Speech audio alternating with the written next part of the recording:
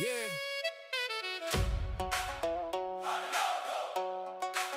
Your town nice. Stay in the know. Hardin County.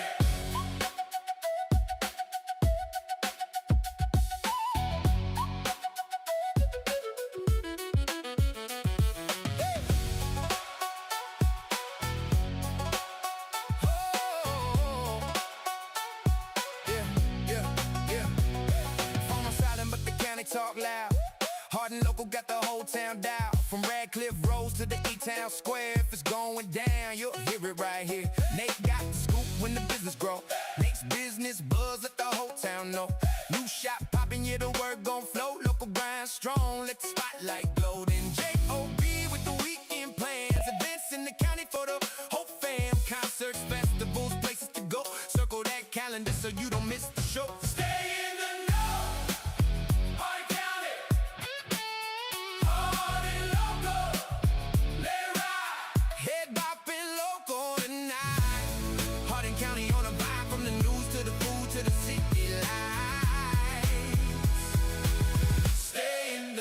Hardin County.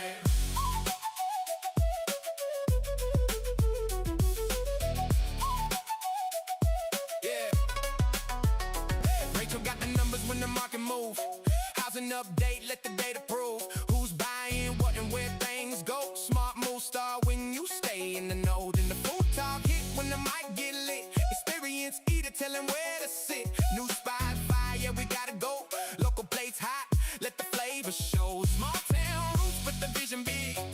Every local story with the gig. From the sports park lights to the downtown glow. Hardin Local on the mic, now the whole town knows. Stay in the know. Hardin County. Hardin Local. Let it ride. Head bopping local tonight. Hardin County on the vibe. From the news to the food to the city lights. Stay in the know. Hardin County.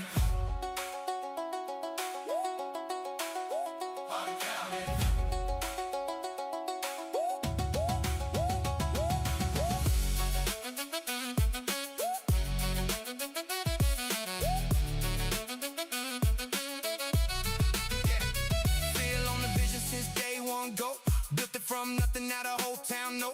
Found her with the plan and the mic in hand. Hardin Local roots all across the land. Sky on the co-host with the guns out flex. Sleeveless every season, what you gonna expect? Keep it real, keep it loud, keep the people fed. If the shirt got sleeves, then it's left on red. From the mic to the street, from the town to the show. Hardin Local on the beat, yeah, the whole county know. Real stories, real folks, every voice in the flow. Hardin County, stand up. Stay in that know. Hardin County. Hardin Local. Let it ride. Head bopping local tonight. Ooh, let us ride. Hardin County.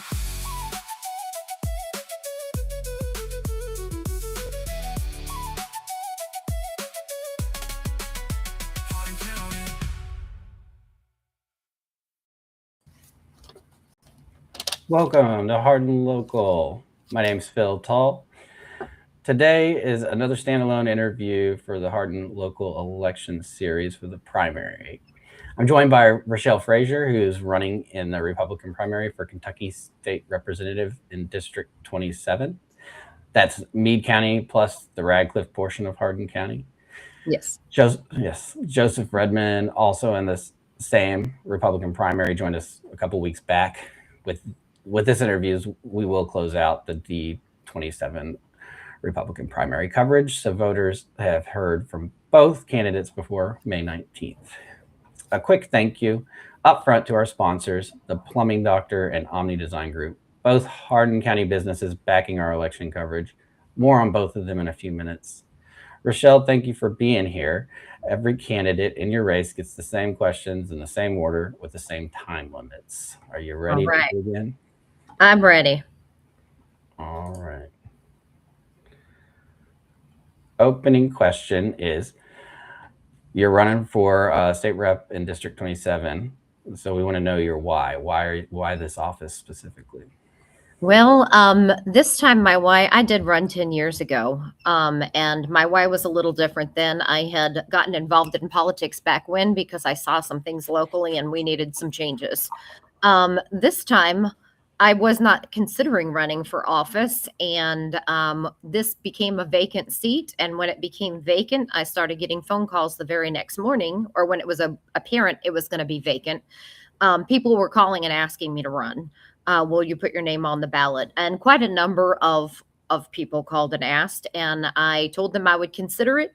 And after I prayerfully considered and spoke with my husband, I believe that I have a good voice in the community. I've been active and talking for years for us now here locally in my sector, and so I may as well go ahead and run. And I'm looking forward to actually serving this term. All right.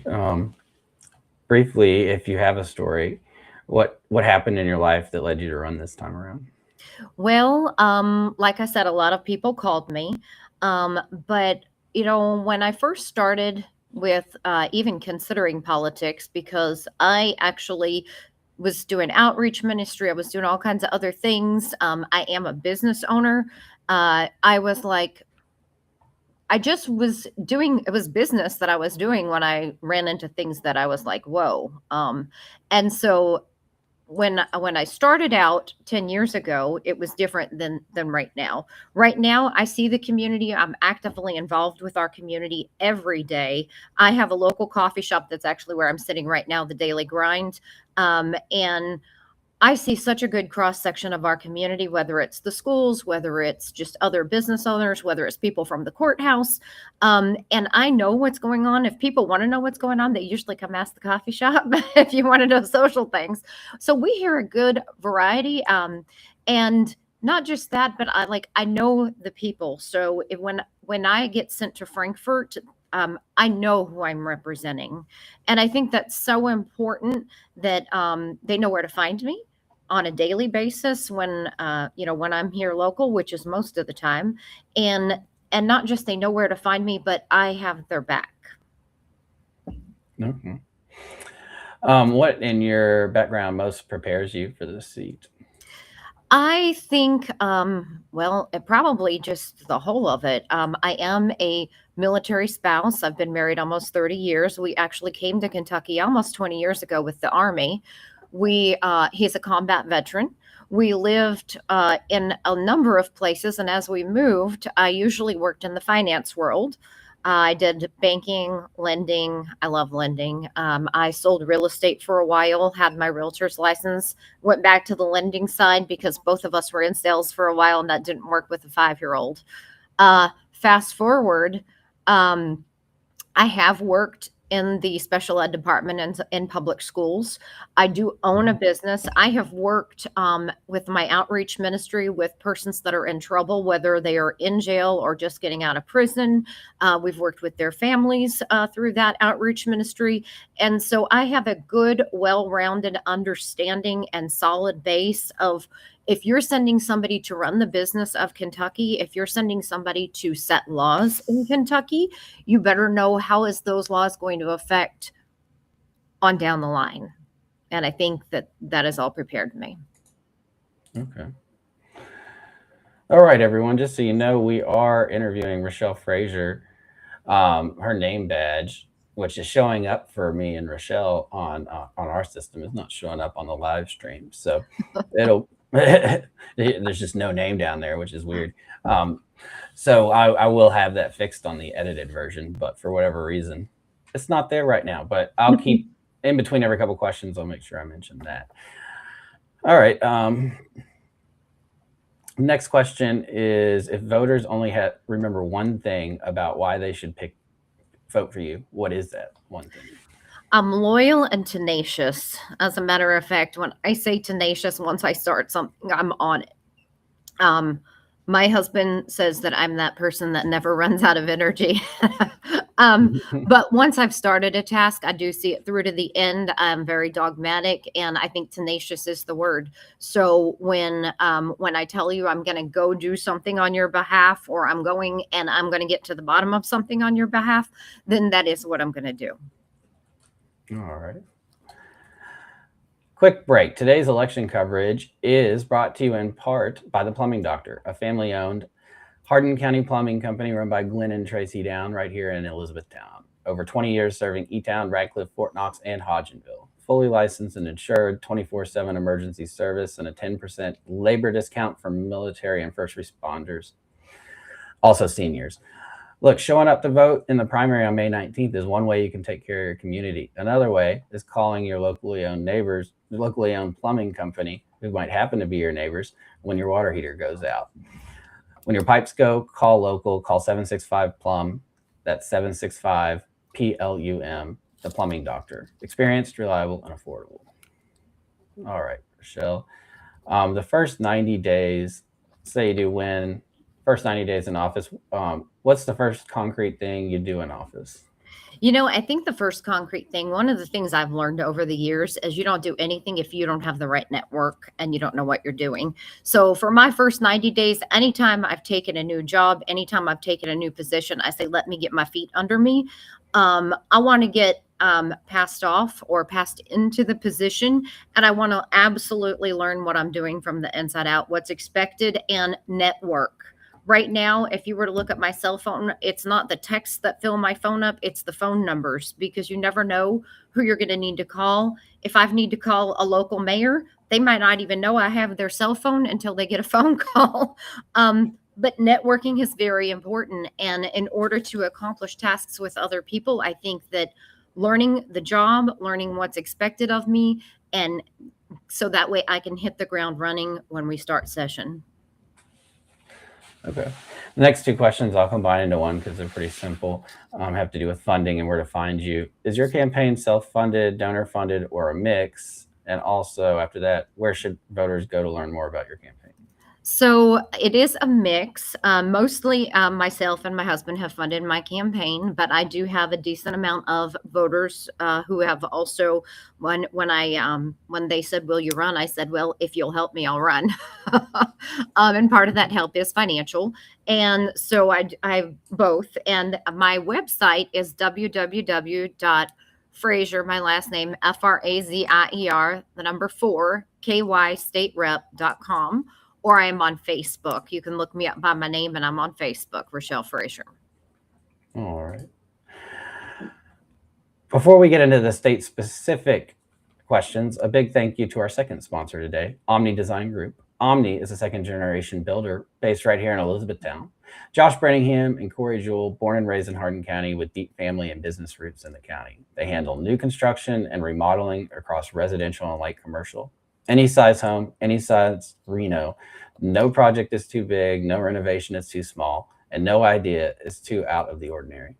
They're the team that built the first storage container commercial structure in Hardin County over at Heartland Mini Golf. If you got a build, a remodel, or an outside-the-box project rattling around inside your head, call or text Corey at Omni Design Group, 270-769-8339. That's 270-769-8339. Corey at Omni Design Group. Locally owned, locally built, custom thinking. All right, let's get into these race-specific questions now, Rachelle. I have 5 of them for you, and you have 2 minutes. You have 2 minutes to answer each, so you have a total of 10 minutes for this section. If you want to use longer on one question and less on another, or vice versa. Okay. First question is about the job of a state representative in plain language. A Kentucky state representative serves a 2-year term as part of the 100-member House in Frankfort. In an even year session like this one, you have up to 60 legislative days, and in an odd year, up to 30. In plain language, how do you describe the job to a voter who's never watched a committee meeting? What can a state rep actually do, and what can a state rep not do? Well, to describe it in plain language, your state representative is the person who helps set the laws that you live by every day. So laws and policies, whether that's like your schools, your school funding, whether that's how you get funding for roads or hospitals, your social services. So funding, so part of the other part is not just laws, but it's the budget. They determine where and how the money that Kentucky brings in is going to be spent. And so one of the things that you can do as a state representative is you can go up, you can meet the local need, you can find the local needs of your district, either because somebody's telling you or because you're meeting it. And again, that networking is very key. But you need to know the people in your area, you need to know the needs in your area, and you take those needs to Frankfurt and ask for them to be on the budget. The same is true, like when you are working with, if there's not like a budget need, but a social need or a social something that, you find out a law is flawed and it's created all these unintended consequences, then we need to go and adjust that. And you have to go up and lobby for that to be adjusted on your behalf or on behalf. What they can't do is they can't, how do I want to say this? A state legislator or a state representative is not a standalone person. You said it's part of a 100 group. So they can't just be up there making you all these promises that they're not going to be able to get other people to come on board with.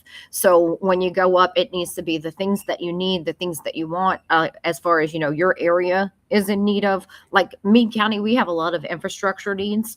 I know Radcliffe has a number of needs. I talked recently with the water district people in both, and we keep wondering, why do we keep getting all these water rate hikes? Well, every time they have to finance something, then that's passed on to the customer.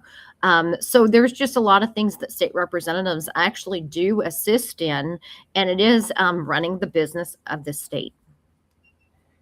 All right, Rachelle. The next question is about the budget. And I was trying to fix your name there. Okay. So I keep changing a couple of things that try to help people see. Okay. And so y'all know, this is Rachelle Frazier, candidate for Kentucky State Rep District 27. We're having an issue with our lower thirds name tags today for some reason. But the next question is about the budget. The 2026 General Assembly just passed a $32.4 billion two-year state budget on April 2nd. SEEK per pupil K through 12 funding rises to $4,626 in 27 and $4,792 in 28, less than Governor Beshear had proposed, and the Medicaid allocation came in roughly $700 million below his ask. How do you approach those trade-offs? Where would you have pushed to spend more? Where to hold the line? And what do you want voters in District 27 to understand about what that budget actually does? So I've been talking with some of our local people that have a better understanding of this than myself as far as that goes. Plus, I've done some research. I say some research. I've only slept 10 hours in the last 48. I've been working and hitting the ground on campaigning. But that being said, your SEEK dollars are offset by other things too, like property assessments, tier 1 funding. There's other things that assist. While that is a basic, what do they get per student for operating costs and for other things? I think that what we have to remember is the governor asks for the money he thinks we need, but the ones who have the budget strings have to see, okay, as a matter of fact, I heard it said this way, their budget was so much tighter this year now that they're not getting all the flux of COVID dollars that the federal government was handing out during the last number of years, that they had to decide that some things got cut, like just cut. So while I wasn't there, I wasn't in on these talks. I can't tell you what I would have specifically done different because I haven't had time to thoroughly read through that while I'm campaigning and running a business and being a nana. What I can tell you is that what I've looked at is I think they've done what they could. I do very much believe that we have to make sure that our schools have the money to operate. I think that we've seen statewide maybe unintended consequences happen once in a while when and maybe more than once in a while, this is something I've been noticing where when we say you're getting these amount of dollars, like recently, teacher pay, we say you're getting this money for teacher pay increase. I think we need to set a percentage that needs to go to the teachers for teacher pay and a percentage that just goes for whatever else the school needs. I don't know that percentage. I haven't spoke to enough people or done enough research to find out. It's just an example of things that we may be able to do to help, not have cuts where we're not wanting them. And when I say that, I think all of us in business right now, and just even at the house, I mean, in your daily households, when we go to the gas pump, we feel the pinch. There are so many things that are affecting the dollars right now, and so many things that are asking, and the dollars only go so far. So All right. hopefully that answers. Yes. Next question is about housing, not next house is about question. um, I'm glad I'm not the only one who mixes things up like that. Senate Bill 9, the omnibus housing bill, died on the final day of the 26th session. Hardin County and our neighbors in Meade and Breckenridge have a real housing shortage, from starter homes to rentals to workforce housing. How would you approach affordable housing as a state rep? Is there a specific bill, incentive, or local partnership you'd push to revive or rewrite in the 27th session? Well, what I can tell you on this one, I did kind of follow this one when it was going through, because we do have a affordable housing issue right now. Part of that affordable housing issue is just here in Meade County, particularly, we had some large builds, and those large builds and the increase that, like, over the last number of years, we've had a flux in just population. Our population has significantly increased. That creates shortages of its own, drives housing prices up. We've had an increase in our average salary. I think it went from like 50 to 70 over the last 5 years for an average household salary. That drives things up, or it can. So with that being said, I did not seek many PAC endorsements this time. As a matter of fact, I only interviewed with 2 PACs. And one of the ones that had called and asked was the Realtors PAC. I told you I have sold real estate before, and I have done lending on the real estate side and just in general. So I do understand these things. I think one of the things, and I did choose to go with that PAC and just go interview. I wanted to see what they're lobbying for, because they do it at federal and state level, trying to get as many people in the housing market as, home ownership is important in America. So I wanted to hear from them, but I also wanted to see what are they doing. So I think when I look at all this, one of the things that comes to me is, you don't want to build sloppy, so you don't want to build fast enough. You're just throwing things up to throw them up. But I think that some of the things we can do without saying this isn't your private property and you can't just do what you want, so to speak, to a builder or to someone, is at state level. Anything we can do to make the permitting easier, or to make the process more streamlined or smoother, less inspections once we know that A, B, and C is taken care of. So I think that, we have to look at collectively, why is the market like it is? How long is it going to last? Because some people won't remember, but we had a problem in the 80s, the housing market, and the housing market does this. We had in the 2008 timeframe, the market did a whole thing and it reset. And this one will reset, but this has lingered a long time. Muted myself on accident there. Oops. All right. Next question is about disaster recovery. Kentucky took a federal major disaster declaration for the April 25 storms and flooding that hit Meade County and 30 plus other counties, and another for May 25 and during those Western Kentucky tornadoes. As a state rep, how do you see your role in disaster recovery? I know you don't maybe do as much coordinating with FEMA, but the governor's office plays a role, and also does local county emergency management and other colleagues. So how do you see yourself, in that situation? Well, this is a good question. Actually, in the 2025, right here where I'm sitting in my coffee shop, the flooding was just within viewing distance up the street. And many of our neighbors on the street did flood that were down towards the river. That being said, you be a good neighbor. You be a connector. So, like I said, one of the first things I want to do is go up there and network. It is something I already do when a lot of local pastors, because I've worked with the churches here locally over the last 10 or 15 years.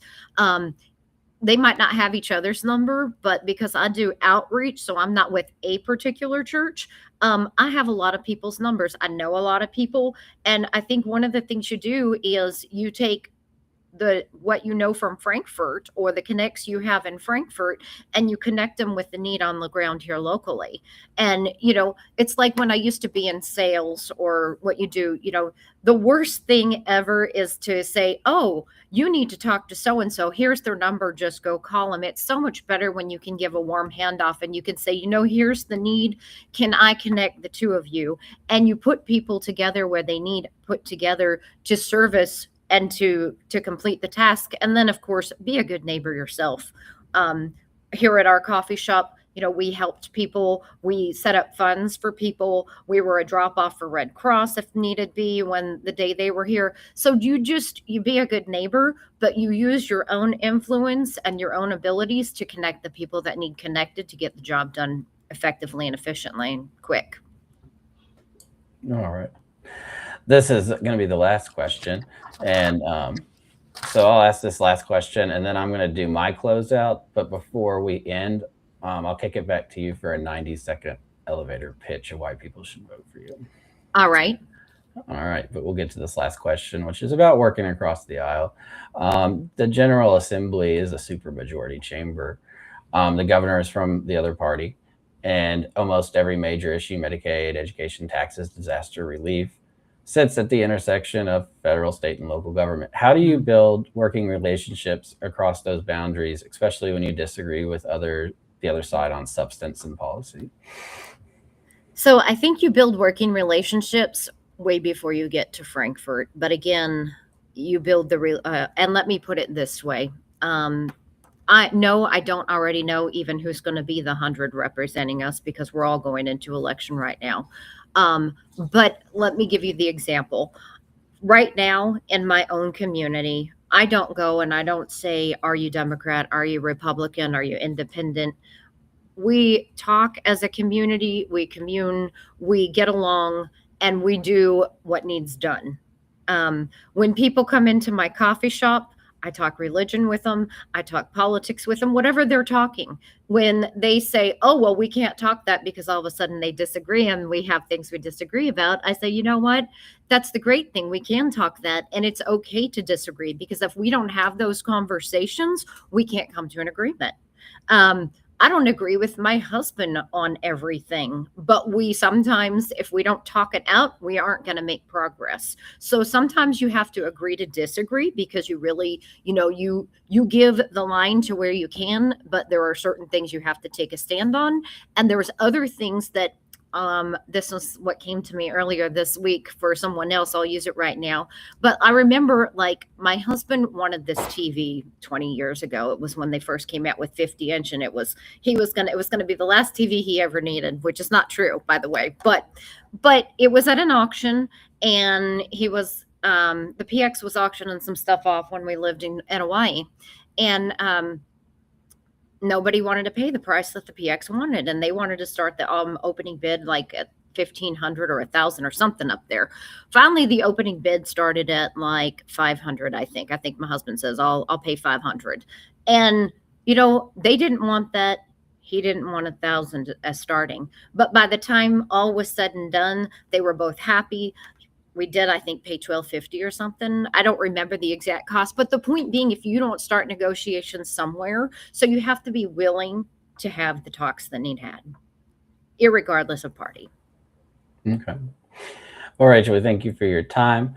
And for our viewers, if you missed where Rachel said voters can learn more about her campaign, we'll drop that in the edited version that'll come out sometime in the next 24 hours. And that'll be in the pinned comment on that edited version. And then, if there is time permits, I'll try to add it to the comments on this live stream as well. And you can do that too, Rachelle, if you want to. Go find the live stream, post on Facebook, and just post your website and tag your campaign page on there, just so people find it easy. With this interview, you've now heard from both candidates in the District 27 Republican primary, Joseph Redmond from a couple weeks ago and Rachelle today. So you should be able to, if you're not sure who to vote for, you can go to hardinlocal.com, click on the election coverage link at the top. It's near the top. It's one of the first 5 buttons. And then go down and click on the state office button, and you'll be able to pull up those videos and compare and contrast. One final thank you to today's sponsors, the Plumbing Doctor at 765 Plum for 24/7 Hardin County Plumbing, and Omni Design Group. Call or text Corey at Omni Design Group 270-769-8339 for your next build, remodel, or custom project. This interview will stay archived on our Facebook page, the live stream version for 30 days, and also on our YouTube channel. You can share this one, or you can wait for the edited version and share it, or you can share both to anyone who you know is going to be voting on May 19th. We also highly encourage you to tag people and our comments, other voters in the area that are interested in this district. The Hardin County primary is Tuesday, May 19th. Find your polling place at elect.ky.gov. Thanks for spending part of your Thursday with Hardin Local. And don't forget to join us again at 7 p.m. We will have Daniel Cameron with us, who's running for U.S. Senate. So with that being said, Rachelle, go ahead and you got 90 seconds to give your best elevator pitch or why people should vote for you. Well, I just want to thank you for having me on again. I have lived in both areas of our district. When we came in with the Army, I did live in Radcliffe in the area that I would be representing. And then when we purchased, we moved to Meade County about 18 years ago now. I've not only lived in both areas, I've went to church in both areas. I know the people, I know the different dynamics in both areas. I have contacts far and wide in the community in both areas. And I do know that when somebody goes to represent us, they need to be representing us. So I have business etiquettes. I understand the workings of business. I understand where we have complications with that.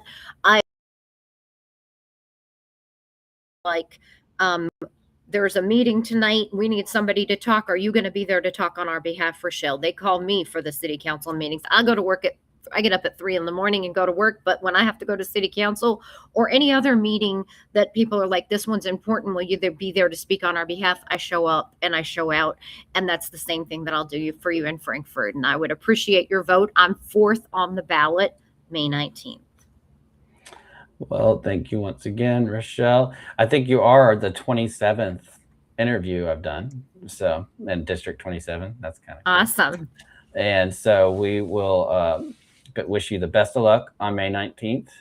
And thank you guys in Hardin County for watching us. Rachelle, hold on until I get us off here and let me say a word to you. But we'll see you guys tonight at 7 p.m. with Daniel Cameron.